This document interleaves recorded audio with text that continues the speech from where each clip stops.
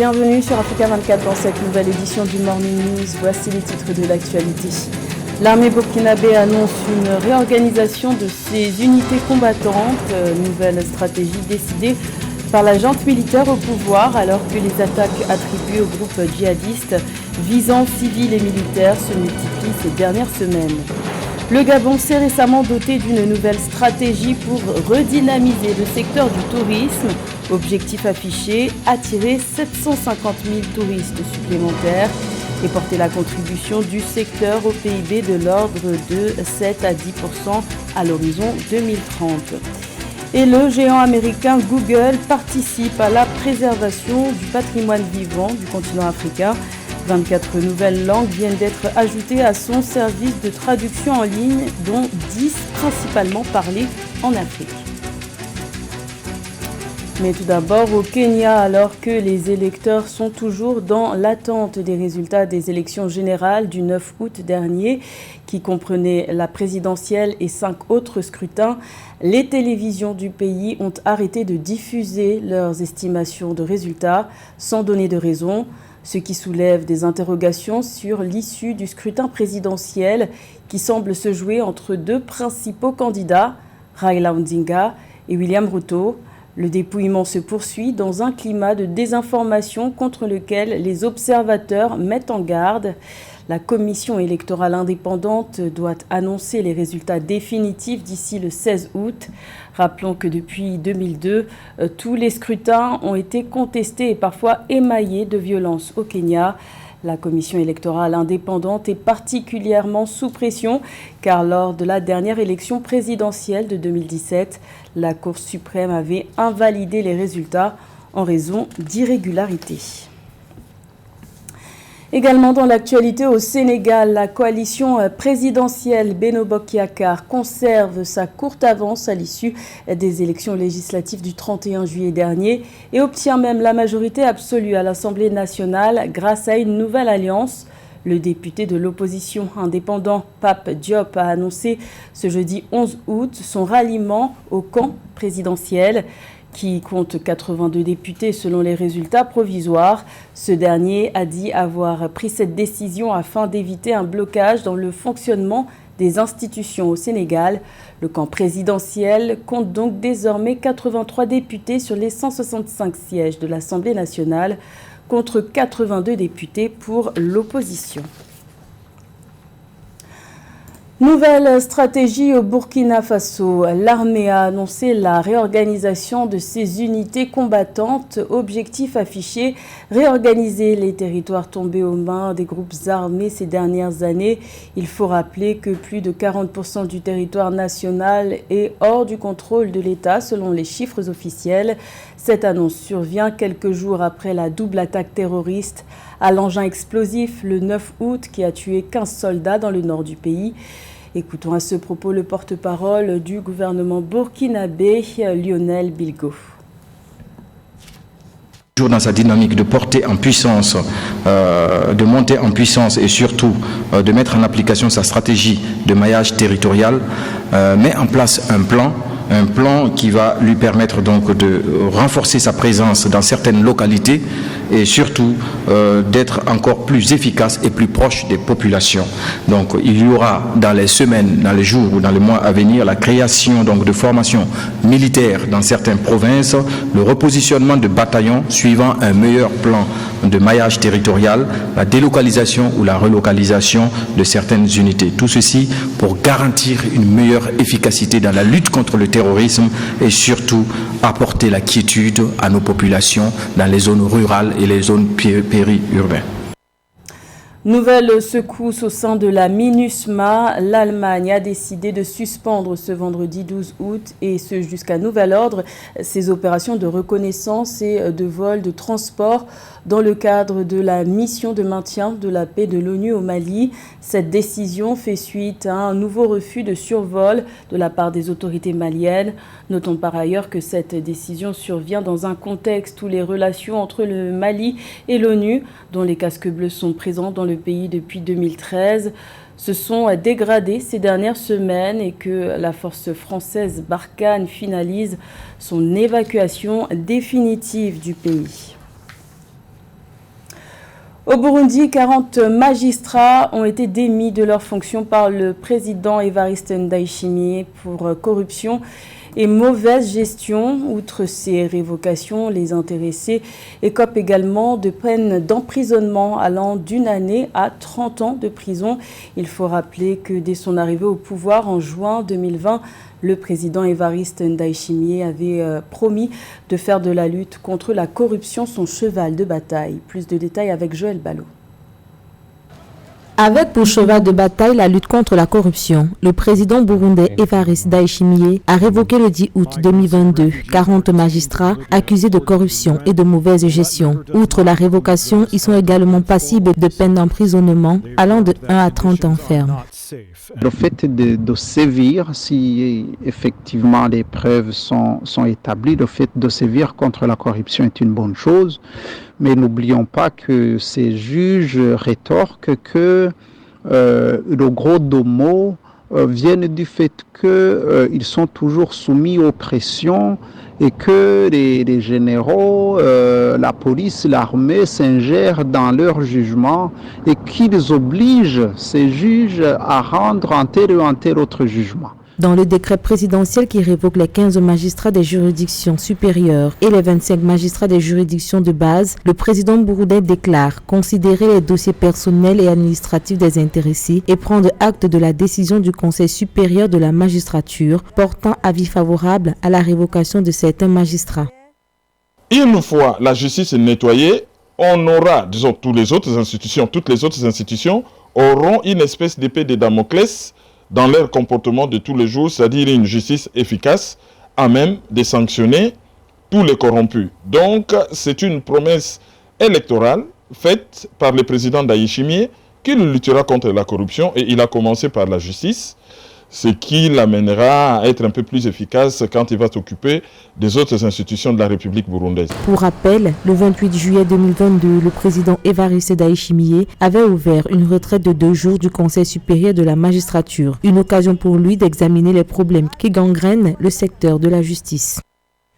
Dans le reste de l'actualité, en Somaliland, région séparatiste de la Somalie, au moins 5 personnes ont été tuées et une 50aine d'autres blessées ce jeudi 11 août après que la police a ouvert le feu sur des manifestants opposés au gouvernement, refusant d'obtempérer aux instructions selon les officiers. Ce jeudi, des manifestants sont descendus par centaines dans les rues de la capitale, Hargeisa. Après l'échec des négociations entre le gouvernement et les partis d'opposition pour réclamer le maintien des élections le 13 novembre prochain. Rendre la destination Gabon plus attractive et dynamiser le secteur touristique, c'est la nouvelle ambition des autorités gabonaises. Pour ce faire, le pays s'est doté d'une nouvelle stratégie nationale. Le but, attirer plus de 750 000 touristes supplémentaires, un sujet de Roberto Bogbe. Faire du Gabon une destination incontournable en Afrique, tel est le défi des autorités gabonaises. Pour relever ce challenge, le pays s'est doté en juin 2022 d'une stratégie nationale du tourisme. Dans une interview exclusive accordée à Africa 24, Christian Bina, directeur général de l'agence gabonaise de développement et de promotion du tourisme et de l'hôtellerie Agatour, indique que cette stratégie qui s'appuie sur 6 axes va permettre de mieux vendre la destination Gabon, The Last Eden. C'est une stratégie qui a été mise en place en 2019 et donc qui a été dépoussiérée et mise à jour par le ministre qui est venu pour lancer une nouvelle impulsion, une nouvelle dynamique en matière de tourisme, mais surtout pour jouer sur les enjeux qui sont les plus importants, faire en sorte que le tourisme devienne un secteur de diversification de l'économie après pétrole. Dans son offensive charme, le Gabon, en plus de sa biodiversité et de sa richesse culturelle, compte s'appuyer sur ses infrastructures hôtelières, sportives et culturelles pour devenir un hub en matière de tourisme, de conférences et d'événements. L'attractivité de son environnement des affaires et l'arrimage du pays aux nouvelles technologies sont autant d'atouts pour faire du Gabon une véritable terre d'attractivité pour 750 000 touristes supplémentaires et une contribution au PIB de l'ordre de 7 à 10% à l'horizon 2030. Il est important pour nous de baser notre tourisme sur 3 axes qui sont importants. Donc le tourisme événementiel, nous avons prouvé au monde entier que nous sommes capables d'organiser des grands événements avec l'organisation de la Cannes 2012, ensuite 2017.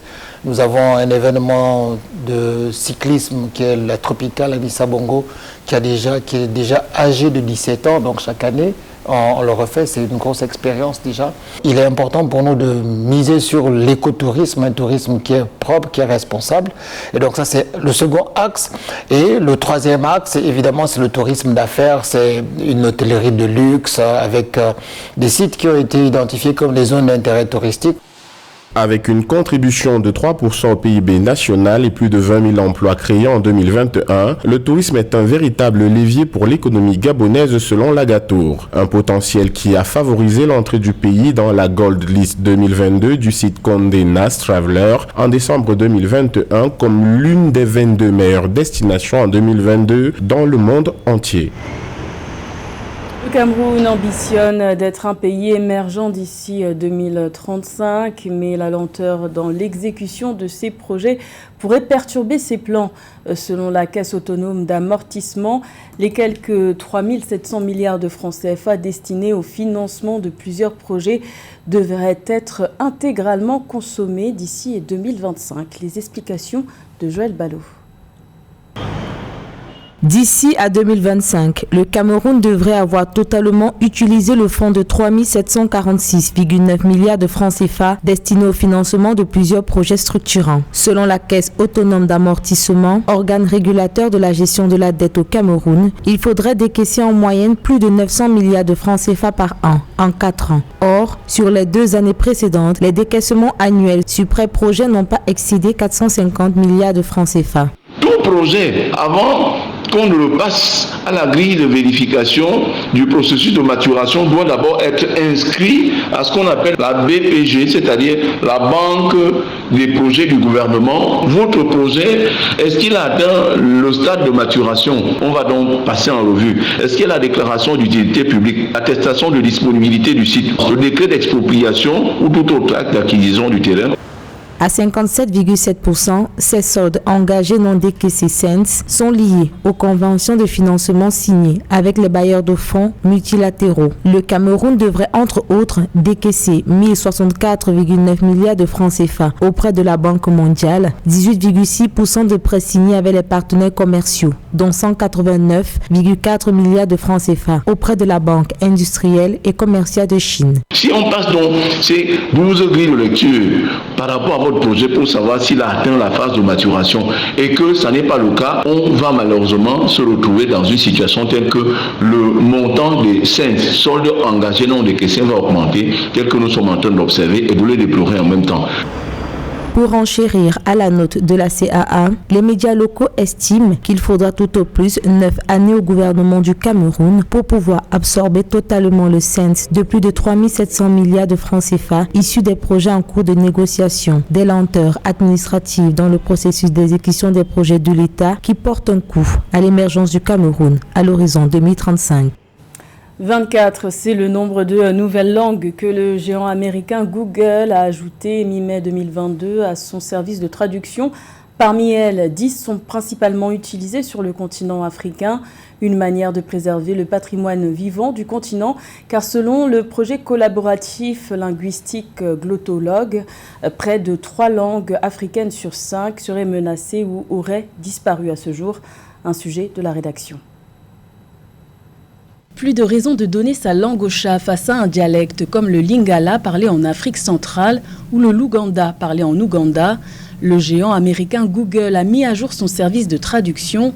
Depuis la mi-mai 2022, 24 nouvelles langues ont été ajoutées, dont 10 principalement utilisées sur le continent africain, qui toutes réunies comptent près de 167 millions de locuteurs. Parmi elles, le Bambara, l'Ewe ou encore le Tsonga, un moyen de promouvoir les langues africaines, surtout parlées et peu écrites. Presque partout où vous allez en Ouganda, les gens connaissent le Luganda. Ceux qui ne le parlent pas peuvent l'entendre et peuvent comprendre ce que vous voulez vraiment dire.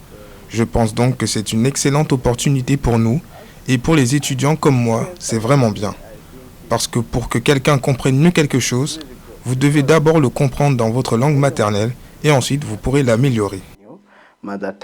L'ajout de ces 24 nouvelles langues porte à 133 le nombre de langues couvertes par Google Traduction, mais cette dernière mise à jour a une particularité. Ces langues sont les premières à être ajoutées à l'aide de Zero Shot Machine Translation, un outil qui permet une traduction automatique sans ressources. Il est difficile de trouver beaucoup de données en ligne sur certaines de ces langues et d'avoir une traduction propre de l'anglais vers ces langues, car beaucoup d'entre elles sont des langues très traditionnelles ou locales. Donc, ce qu'ils ont fait, c'est qu'ils ont utilisé une approche monolinguistique. Ils ont utilisé l'apprentissage automatique et l'intelligence artificielle pour utiliser ces données, puis créer ces modèles qui aident à la traduction de ces langues qui n'ont pas beaucoup de données les concernant en ligne. C'est donc vraiment cool en termes de technologie. En tant que technologue, j'admire vraiment la façon dont ils l'ont fait. Cette mise en valeur des langues africaines s'inscrit dans une stratégie de déploiement du géant américain Google en Afrique. Rappelons qu'en 2021, Google a annoncé un investissement de 1 milliard de dollars en Afrique sur 5 ans, avec l'objectif affiché de promouvoir la transformation digitale du continent. C'était le journal de la rédaction. Merci de l'avoir suivi. L'information continue sur Africa 24.